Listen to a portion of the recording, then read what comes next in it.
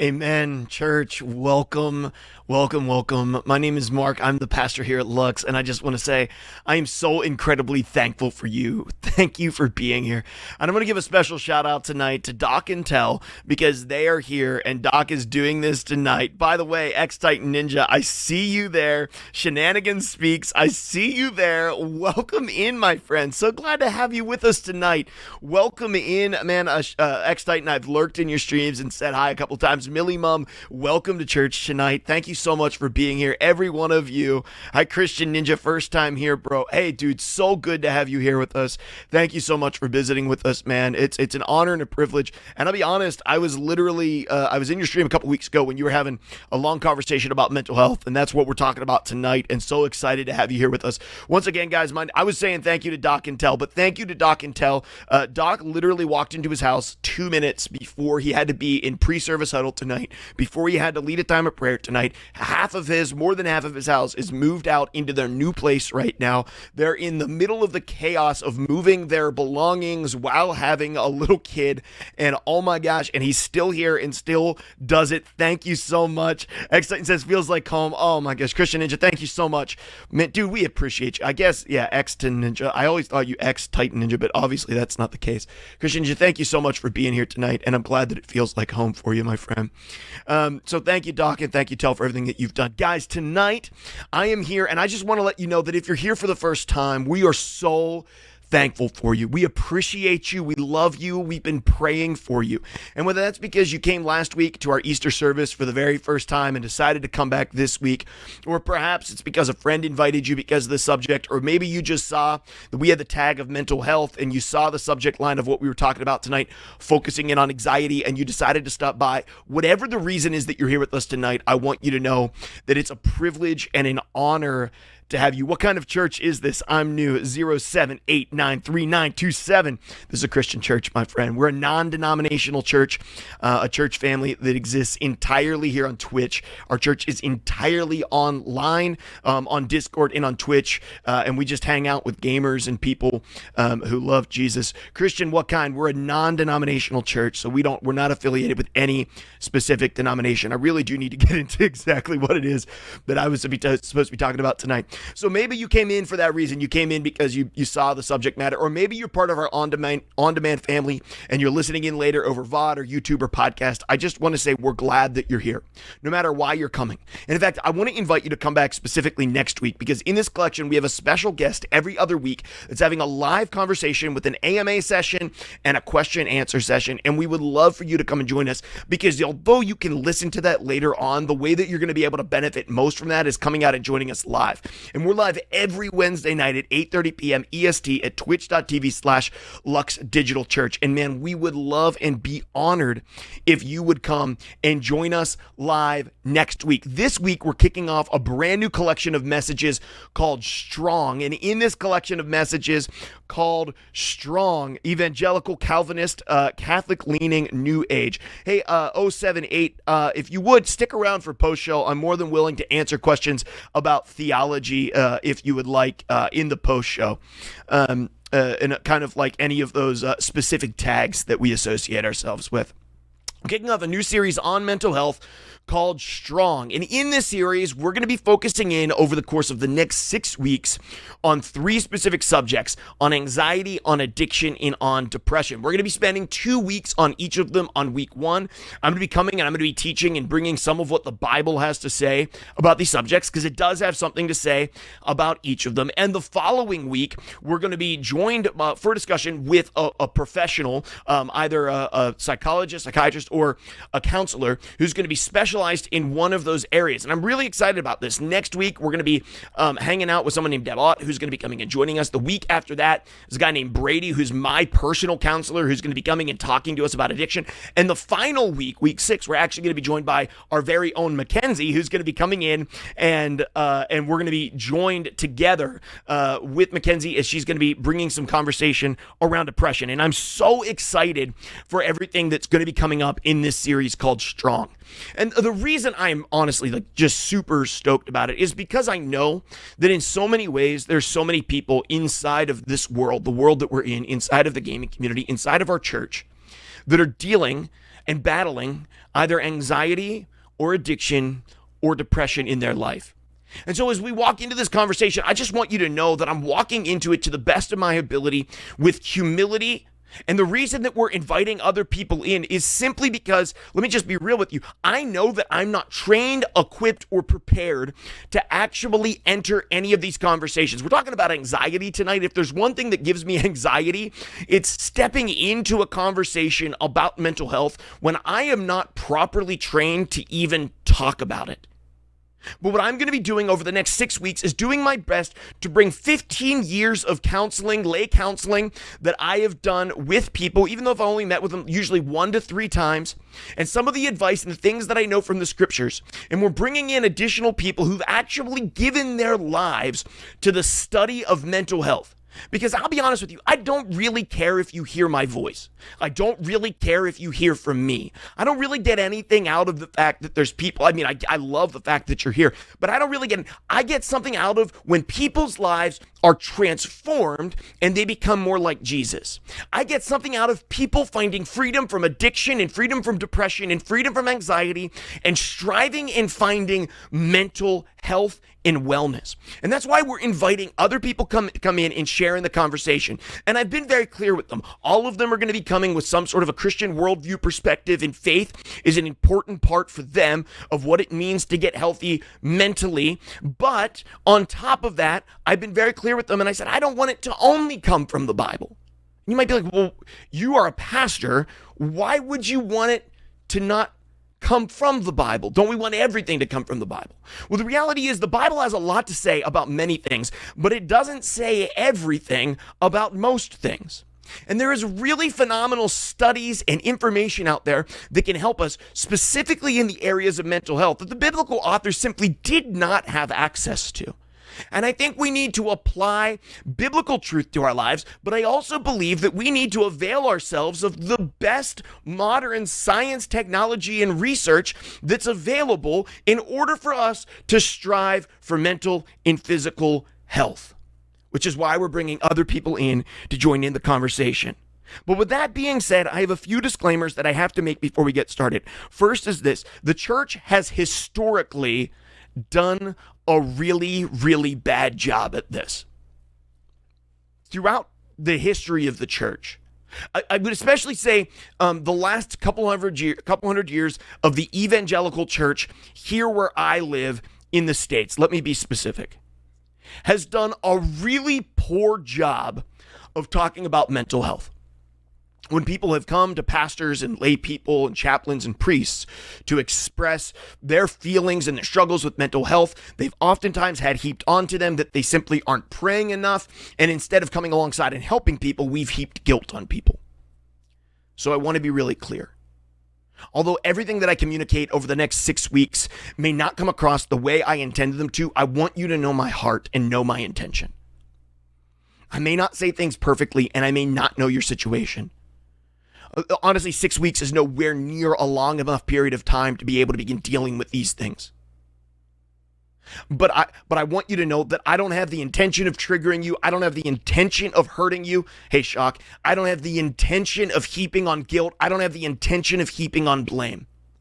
I believe that prayer is central and important to mental stability, especially for those of us who are followers of Jesus. But I believe there are many things that surround that, because oftentimes when we pray, God doesn't just miraculously and instantaneously heal us. We still have to go and explore all sources available to us to seek and find healing. And that's true with our mental health as well. The second thing that I want to make sure we talk about is that I would love to see people find freedom from addiction. I'd love to see people find freedom from anxiety. I'd love to see people crawl out of depression in their lives. But the reality is, this series being only 6 weeks long will likely only begin you on a path towards mental health. It won't be the conclusion. The goal is to give some simple, practical, and helpful things so that you can begin the pursuit of mental stability and mental health, not necessarily to have you arrive at that place. For most of us, if we're struggling with any one of these things, they're going to be much, much larger than something that we can deal with by listening to somebody teach on it for 30 minutes once a week for 6 weeks. It's going to take hard work and it's going to take a long period of time. But my hope is that this series will start you in that pursuit. Finally, as I said before, I'm not a professional. I'm not a psychiatrist. I'm not a therapist. I'm not a counselor.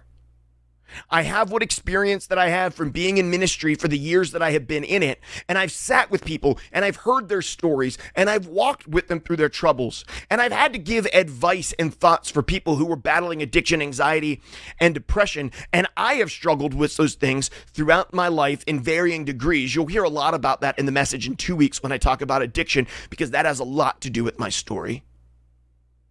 But I'm not a professional in these areas. So I'm going to do my absolute best in every way that I can to walk into this collection of talks with grace, with love, and with compassion. So why do we call this collection strong? I mean, very specifically, isn't the area of mental health mean that we're diving into something where we are particularly weak? Well, yes. And in fact, I think if there's anything that I've learned over the last year of getting the opportunity to pastor and minister to the people of Lux, it's that almost everybody across our church, not everybody, but most people, feel like they're secretly battling one of these three things. And actually, if you look at Twitch as a whole, there's very few streamers, at least most of the ones who are popular, who talk very openly about mental health problems. It's a common theme across the board. And honestly, social media and internet addiction are kind of a double-edged sword. Like, in one ways, we have found a safe place and a safe open to find with people that we can connect with and escape the day-to-day things that we're going through. At the same exact time, internet addiction and video game addiction have a way of exasperating mental health issues, not helping mental health issues. So I realize that there are a tremendous number of people who are dealing with this, and it's an area in which you feel weak, not strong. But I also firmly believe that we're stronger than what we think we are. I believe that we're not just stronger. I believe God has intended us to be stronger, and I believe that God gives us access to his strength. And that's our key statement for this series. We have a key statement in each collection of messages. It's the message, or like the statement or the question that we go back to each and every time that we are gathered together. We keep going back to the same thing over and over again. And this one's a little bit different. I'm going to read it, and then I'm going to read it a second time. When I read it the second time, I actually want you to say it out loud with me. And there's a reason for that. Because I believe that speaking something out has power. I believe that it can give you strength. I believe when we begin speaking things into existence, there's a higher chance of them coming into existence. And so here's the key statement for this series. I am stronger than I have permitted myself to be. Now I'm going to read it again, and I'm asking you to consider, wherever you are, to read it out loud with me. I am stronger than I have permitted myself to be. This comes from a really popular passage in the Bible that we find in the book of Joshua. In the very beginning, it says this in Joshua 1:9, "Have I not commanded you? Be strong and courageous. Do not be afraid. Do not be discouraged. For the Lord your God will be with you wherever you go." For the Lord your God will be with you wherever you go. This passage comes just after Joshua's mentor Moses passes away, and Joshua inherits the people of God. So it's a group of several, probably hundreds of thousands of Israelites who had lived enslaved in Egypt for 400 years, have just wandered around the wilderness and the Sinai Peninsula for a generation.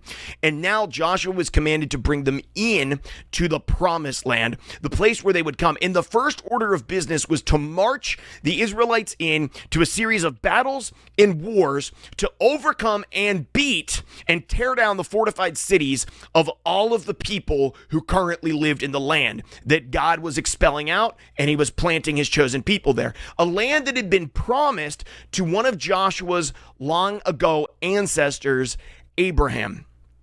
And so Joshua's commanded, I want you to take the Israelites. Now, the Israelites had been a fickle people. They had tried to kill his predecessor. They historically are horrible at following orders. He doesn't know if he could lead them. He's far younger than Moses. He wasn't the one who brought them out of Egypt. There's all sorts of reasons for Joshua to have uncertainties. And so in this moment, God comes to him and he says, no, I want you to be strong and courageous. And God actually says these words to Joshua on 3 different occasions, right in the same passage at the beginning of the book. Now, the number 3 is significant in the Word of God. In the Bible, 3 is one of the symbols for perfection. It's a very important number, 3 and 7 and 12.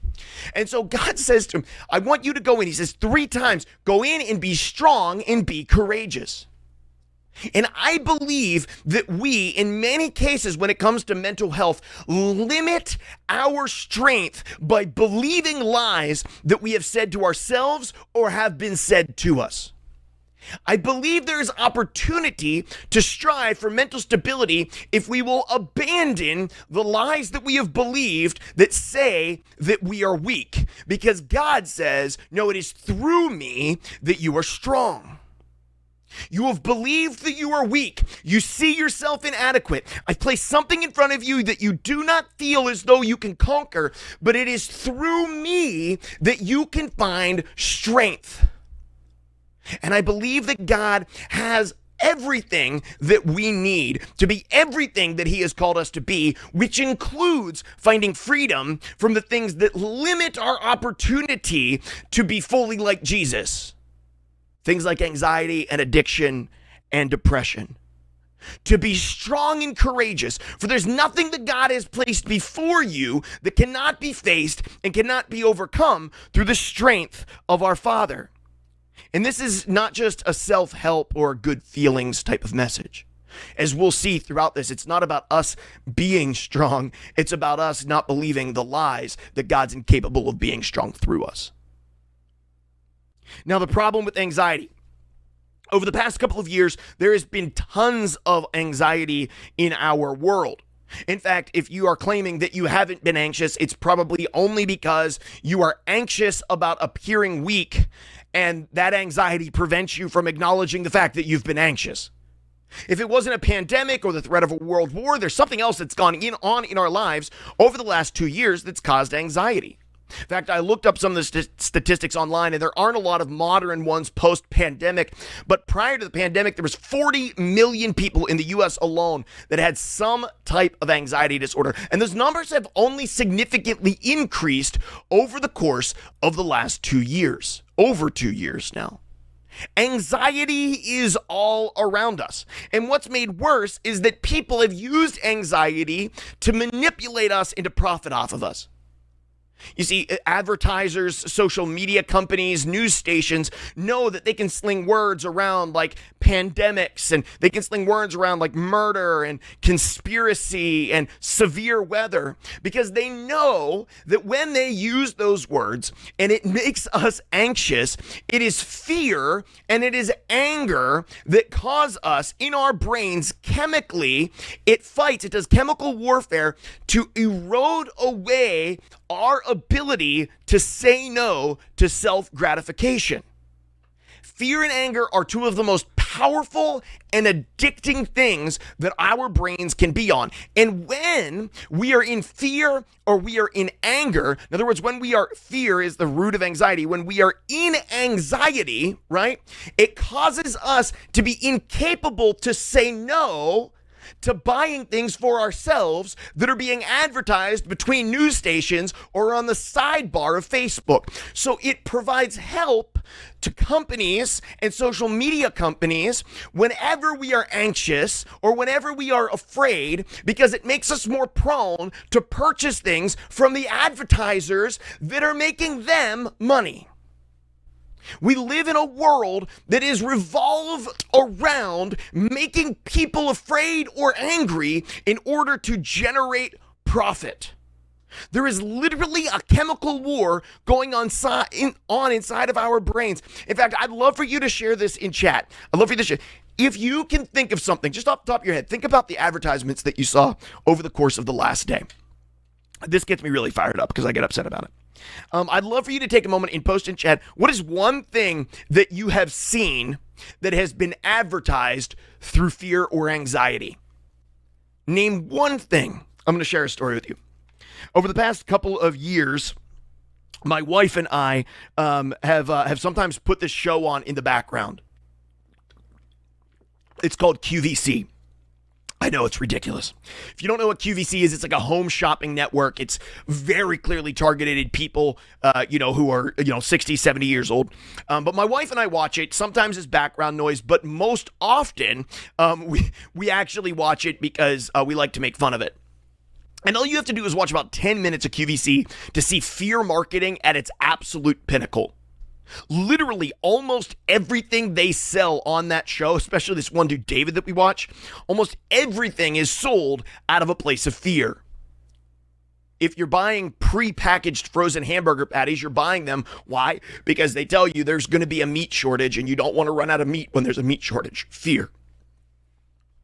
Whenever you're shopping for a light, or they're advertising a light, they want you to buy the light. Why? Because, well, what about that time that you're broken down on the side of the road and you could easily someone could stop and someone could accost you or rob you, and you're going to need this bright light in order to defend yourself. It's fear. Down to Tupperware containers. They advertise Lock and Lock all the time. And it's like, if you don't have the right Tupperware containers and you don't have them at the right moment, well, the food that you need at the moment that you need it might go bad. So you really need these top of the line Tupperware containers. There was literally an advertisement not that long ago for a bagel guard. A bagel guard. It was literally a thing that you put in your hand and you stuck the bagel in it so that you could cut into the bagel and it wouldn't run the chance of going through the bagel and lacerating your hand and then putting you in the hospital needing stitches. A bagel guard. It's like funny. It's almost laughable. But here's the reality. Thousands of people spent $15 on a plastic bagel guard because of fear. They made them afraid.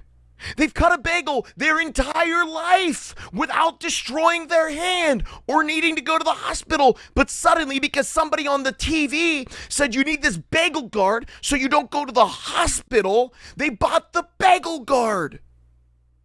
It's insane. But we live in a world that is literally saturated in fear. Political ads, gun billboards here in Florida, bell jars or bust, buffalo pet food. If you don't pay for that, I don't love my cats. I'm 100. Is it not true? Like, how many times have I seen pet food ads that are like, you're abusing your pet if you don't buy them this delicious canned dog food? Like, yeah, literally absolutely absurd. I'm just telling you, there's so many things that are used. They use fear in order to manipulate you to make purchases. It is no surprise at all that we live in a world that's covered in anxiety. In fact, if you look at any studies of the more recent generations, it's no surprise that millennials and Gen Z are the most connected, yet the most isolated and the most anxious generations to have ever walked the planet. We are plagued by anxiety because we are raised in a literal culture of fear, in a soup, in a mixture, in a constant submergence, in a culture of fear that seeks to manipulate the brain and do chemical warfare for financial profit. Therefore, it's no surprise that when we never speak words of hope into our world, that we're constantly plagued by anxiety. And we're not alone. The good news is that anxiety isn't new. Anxiety has always been there. In fact, if you look, anxiety and fear have always been part of the human narrative ever since it was introduced to the world during the event of sin in the fall in the book of Genesis. In the book of Genesis, we see God coming to see Adam and Eve in the garden. And after they have eaten from the tree of the knowledge of good and evil, God comes to them and he tries to find them and he says, where are you? And they are hiding. And he says, why are you hiding? And he says, we are afraid because we are naked. Before death, we experienced fear and anxiety. It is the natural outcome of sin. Through sin, fear and anxiety and shame have entered our world. If you look at throughout the scriptures, you'll see David, who was anxious that Uriah would find out that he had slept with his wife, and so he had Uriah killed. You find Elijah, who was terrified and wanted to die out in the wilderness because the queen was coming and pursuing him, anxious, hiding in the wilderness. You see Jonah, who was anxious about the Ninevites repenting and being saved, so he fled from God and was thrown off of a boat.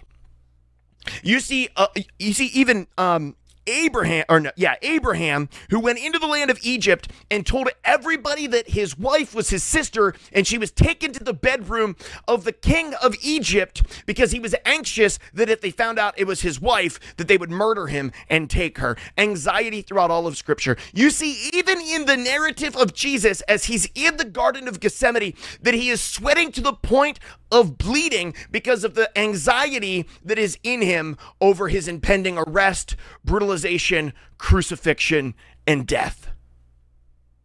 Anxiety is part of the human narrative. Guys, the goal is not to eradicate anxiety. Anxiety is the natural outcome of our sin. The goal is not to allow anxiety to control you. The goal is not to allow anxiety to dominate and control your life. For we cannot live into everything that Jesus intended for us to be and built us to be if we are, instead of being controlled and led by our faith, we are controlled, manipulated, and caged by our fear. You can't simultaneously be afraid of the world and follow Jesus. Because in Jesus, there's love, and love casts out fear. It's through Jesus that we find freedom from fear and freedom from anxiety. But that doesn't change the fact that here and now we experience these very real fears. When we look at these scriptures, we see the things that went on in their lives, and we're looking and saying, yeah, but we're facing, nuclear war, we're facing global warming, we're facing global pandemics, and that's real, and that's true. But anxiety and fear are anxiety and fear in whatever forms they come in. They're demonic. So are you ready? Are you prepared? Do you desire freedom? And I know that can be a triggering question, because then you're used to being like, people just be like, well, then just get it, right? I mean, that's not what I'm saying. What I'm saying is sometimes we have grown comfortable in our fear and we don't want to change. Many of us will not change unless we are forced to change. There has to be a significant enough pain to cause us to change. Very few of us will elect to change. Oftentimes the reason that people stay in abusive relationships is because an abuse that they know seems better for them than the unknown. And for many of us who suffer in the areas of mental illness, sometimes, not always, but sometimes, it's because we've learned how to live there over time. And a pain that we know is safer to us than the possible of the unknown. So I'm asking you tonight to search your heart, not to be brutal to you, not to be mean to you, not to be insensitive, none of those things. But to ask, are you truly ready to step into something that might be unknown, to find freedom from anxiety and fear, to no longer be controlled by it, to live by faith? Here in the scriptures, we see in the book of Matthew, one of my favorite passages that deals with anxiety. And it's a passage from Jesus' teaching from the Sermon on the Mount. And we think that Sermon on the Mount happened on a hillside in Galilee, off the Sea of Galilee, not far from Capernaum. It likely had hundreds or thousands of people in attendance and may have lasted multiple days. But we got to get the cliff notes in the scriptures. Karen 988 conflicted about a coworker. May I share? Karina, yes, you may. We're glad to have you here with us. Thank you so much for joining us. My name is Mark Karina. Thank you for being here. And some of my team will be able to respond to you, although I might not respond to you live until after the service time is over when we're in post-show. And in the teaching that Jesus gave about worry, he says this in Matthew chapter 6. It says, therefore I tell you, Do not worry about your life, what you will eat or drink, or about your body, what you will wear. Is not life more than food, and the body more than clothes? Look at the birds of the air. They do not sow or reap or store away in barns, and yet your heavenly Father feeds them. Are you not much more valuable than they? Can any one of you, by worrying, add a single hour to your life? And why do you worry about clothes? Do you see how the flowers of the field grow? They do not labor or spin, yet I tell you that not even Solomon in all of his splendor was dressed like one of these. If that is how God clothes the grass of the field, which is here today and tomorrow is thrown into the fire, will he not so much more clothe you, you of little faith? So do not worry, saying, what will we eat, or what shall we drink, or what shall we wear? For the pagans run after all of these things, and your heavenly Father knows that you need them. But seek first his kingdom and his righteousness, and all of these things will be given to you as well. Therefore do not worry about tomorrow, for tomorrow will worry about itself. Each day has enough trouble of its own. If you're listening to this message, you likely don't worry about food or clothing. You probably have those things covered. But what you don't know is what's going on in the background of this narrative and of this story. What you don't know is what's happening behind the scenes. Because the Jews are currently ruled by the Roman Empire. And they're on a knife's edge. At any moment, the Romans can squash the rebellious zealots that are living in Israel at the time, and by doing so will likely destroy the city of Jerusalem and murder thousands, if not hundreds of thousands of Jews. They're not controlled by their own people. Beautiful words. Thank you, Bendit. Good to see you. They're not controlled by their own people. They're not governed in the way they'd like to be governed. They are dominated by a foreign power, a power that has showed itself very clearly to be absolutely savage and brutal when it comes to squashing rebellion. And this actually happened some years after Jesus' death and resurrection. The world falls off of that knife's edge, and the Romans do destroy the temple, murder thousands of Jews. It actually does happen. The very thing that they are anxious about actually does come to pass. And so, yeah, we're not worried necessarily about the food that you're going to eat, or maybe you are, or the clothes that you're going to wear, and perhaps you are. Perhaps you're anxious about those things. Then this speaks directly to you. But if those aren't the things, just know that Jesus is speaking to a crowd of people who have larger anxieties than those things. He's speaking to something much bigger. And yeah, we might be dealing with global pandemics, and we might be dealing with nuclear war, and we might be dealing with all of these different things that are going on in our world, and they may exasperate and compound on the already existing difficulties that are going on in our day-to-day lives. But anxiety and fear are anxiety and fear no matter where they show their face. And so how does Jesus respond? He says, don't worry about tomorrow. Today has enough problems of its own. Allow God to worry about tomorrow. Now, there's a couple of things that I want to point out here that I think are really important. He doesn't say don't plan for tomorrow. He says don't worry about tomorrow. And for many of us in our lives, we have taken planning and worry and we've treated them as being synonymous because we do not know how to plan for the future without also worrying about the future.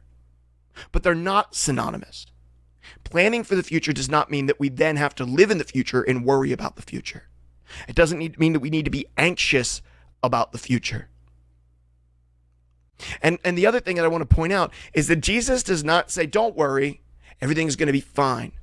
He says, today sucks. He says, today sucks. And it sucks enough that you don't have to worry about tomorrow. Like, just get at it today.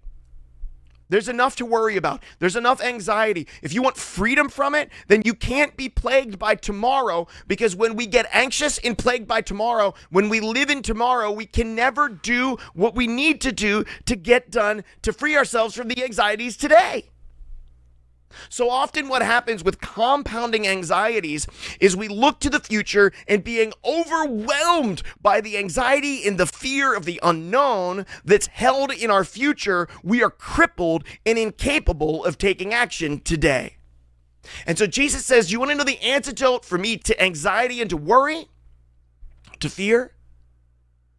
You'll find freedom from it in the ability to live by faith if you'll turn your attention away from worrying about tomorrow, allow God to worry about that, and focus your attention here and now. Do the next right thing. Actually, there's a movie. It's Frozen 2. If you haven't seen Frozen 2, I've seen it 10,000 times. So I've seen it enough for me and for you and for everyone that you know. Why? Because it came out during the pandemic and I have two little girls. And in the movie Frozen 2, there's a point where one of the main characters, Anna, is in a dark cave. And there, her sister Elsa and her snowman friend Olaf have seemed to have perished. And she's sitting there and she begins singing this song in that moment. And I'm not going to sing it because I suck at singing and it's a girl singing it, but I want to summarize it. And the emphasis and the point is that even though the world is dark and the way forward seems grim and she's unsure where to go and she doesn't know what the future holds for her, what is her response? It's to do the next right thing. There are times in life when we can be so plagued by the worries and the anxieties of tomorrow that we're incapable of doing the next right thing today. And I think this song in this Disney movie captures a lot of the teachings of Jesus pretty well.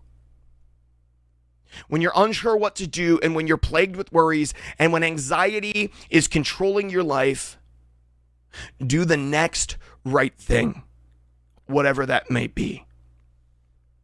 For me, in my life, at one point, that meant taking the end of this verse, do not worry about tomorrow, for tomorrow will worry about itself. Each day has enough trouble of its own. And I wrote it on my wall in my bedroom, in my basement at my parents' house when I lived there.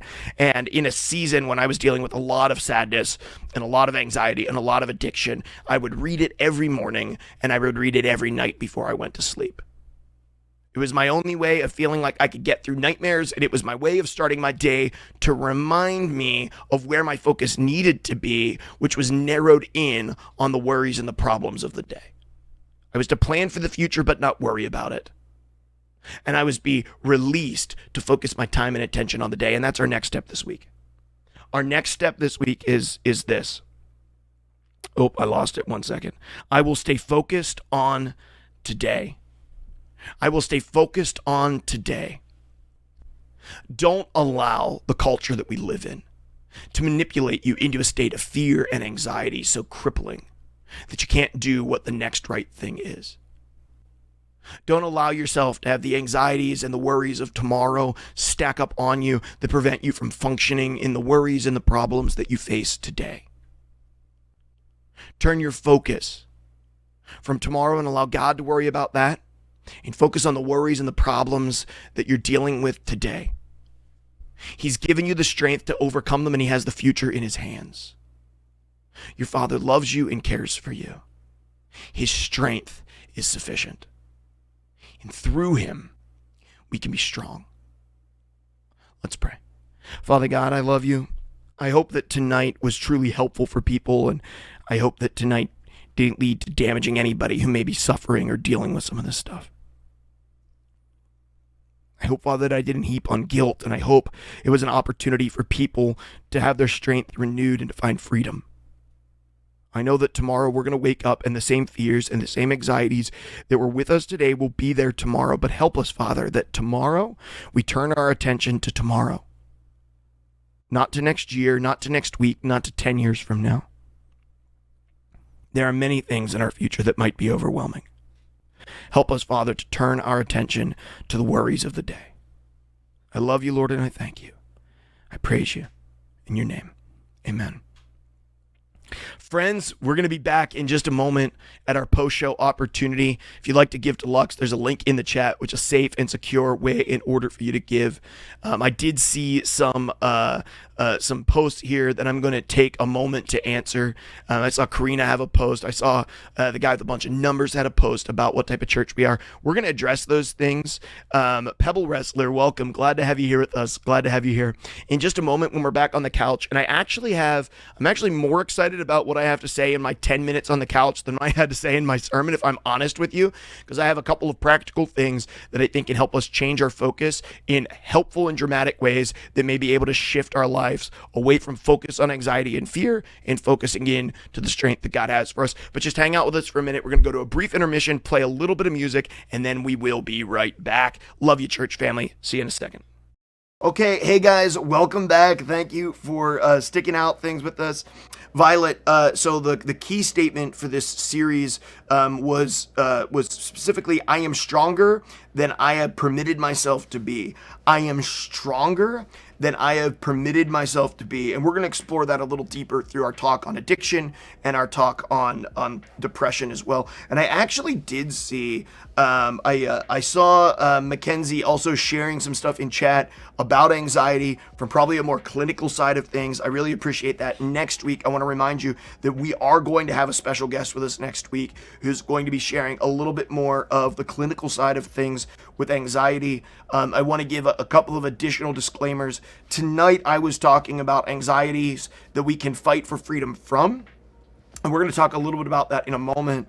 But I wasn't specifically talking about if you have a legitimate anxiety disorder with a chemical imbalance that requires medication. That's an entirely different subject, and it's not one that I am nearly equipped to address or to have any sort of authority having conversation about. That's an entirely different subject. What we're talking about is some of the normal anxieties that plague us when we aren't dealing with a medical condition, but we're dealing with a treatable mental health thing. Thanks for the clarification. Flat cap. I wanted to make sure that I was pretty clear about that, because sometimes you can come into the impression that in the church we just believe that just use this Bible verse or do this thing and it will solve every mental health issue that you may be dealing with. And I think that is a disservice and hurtful to many people who that isn't the case for. I do believe that there are a large number of people who have anxiety issues, phobias, stressors, all these sorts of things that are treatable by a change in focus, which we're going to talk about here in the post show. I also know that that isn't the case for every person. And for a lot of people, the process of figuring out is what I'm going through treatable by a change in thinking or a change in behavior, or do I actually need to seek out medical help?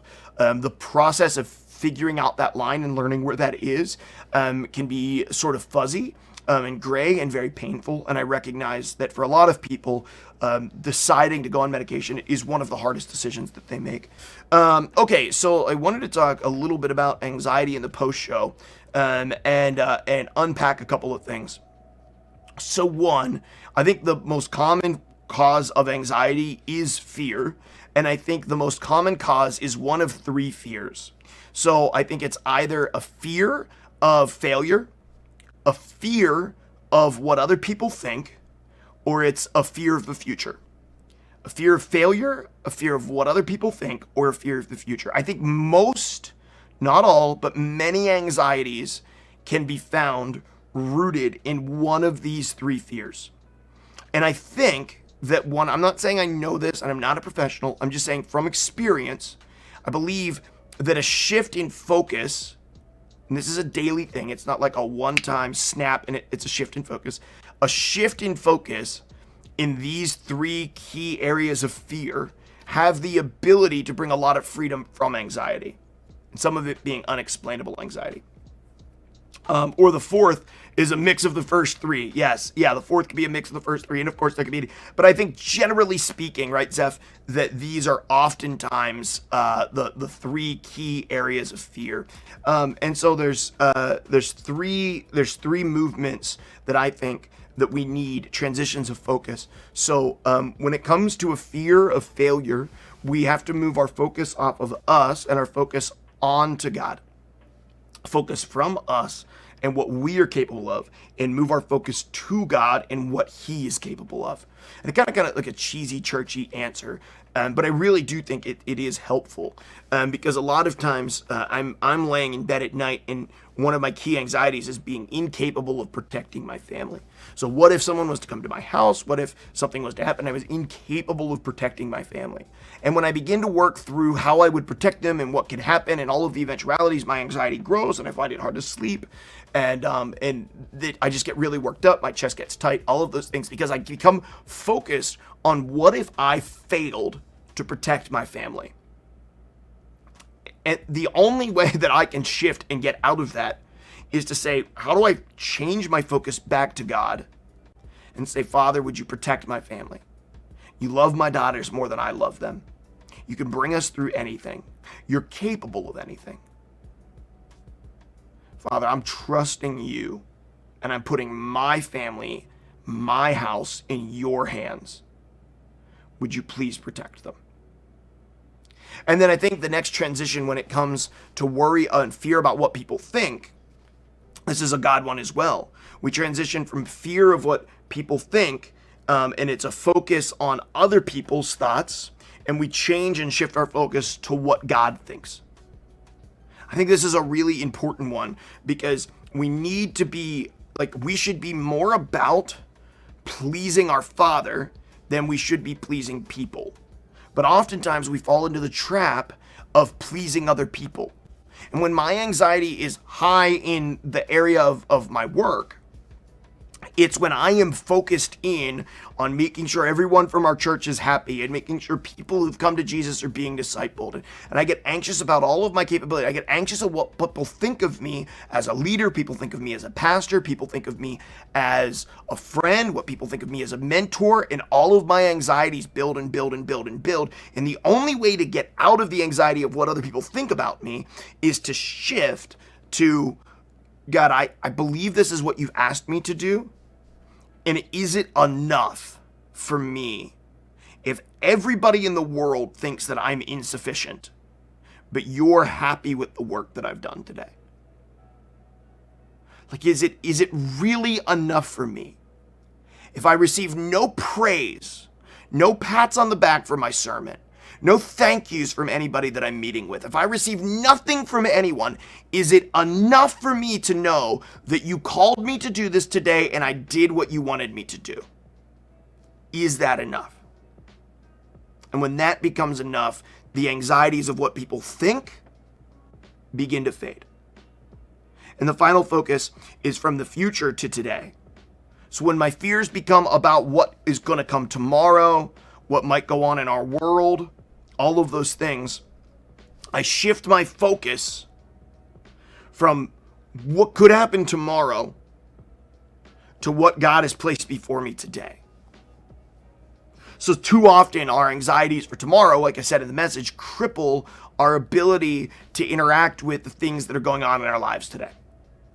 And so it's important that we shift our focus from tomorrow to today. So the three focus shifts are shifting from our failures to God's possibilities, shifting from what other people think to what God thinks about us, and then shifting from focus on tomorrow into focus of today.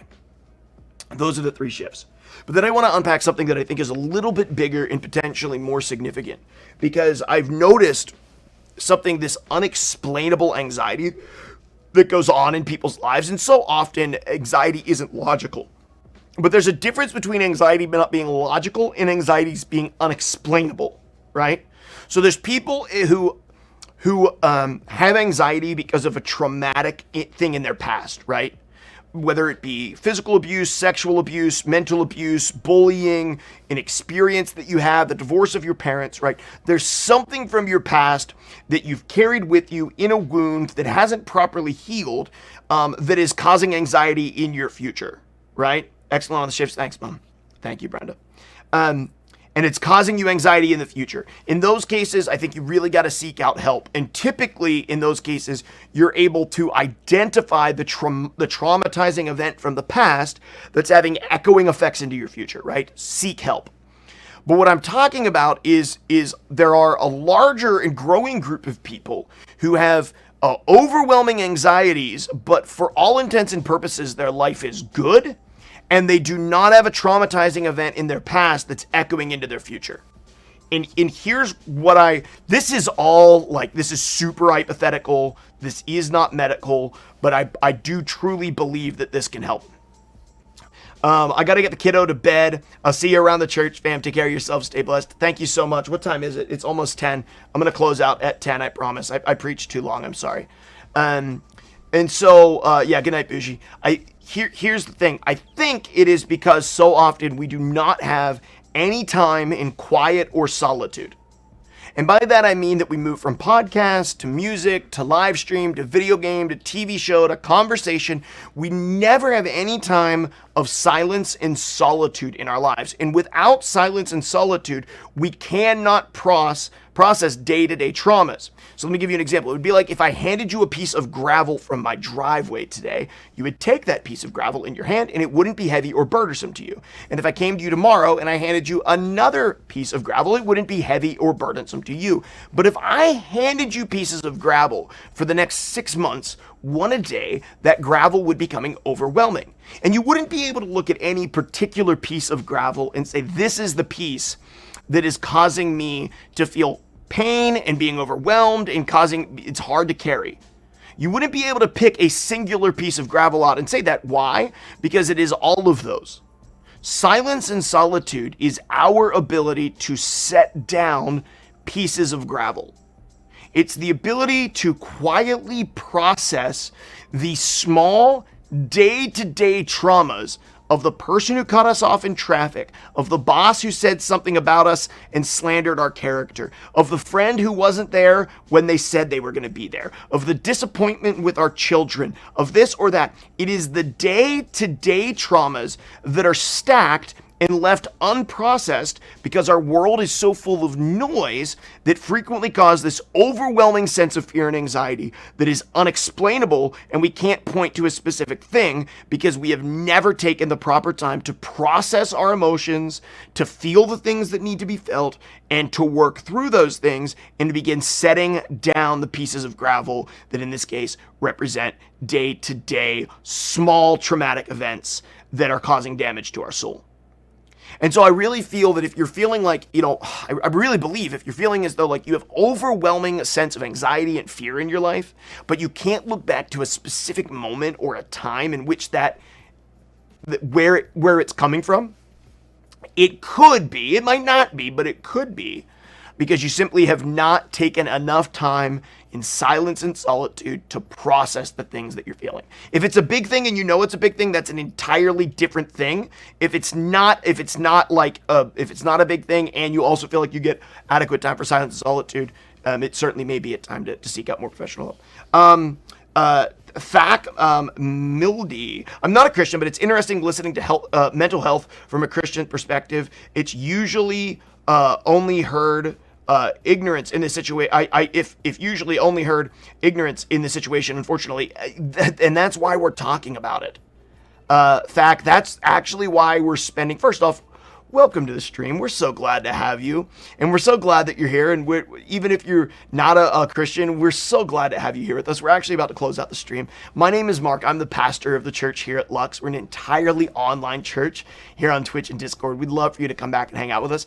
We're going to be talking about mental health for 6 weeks, and next week we're going to have a mental health professional coming on to talk specifically about anxiety and to answer questions.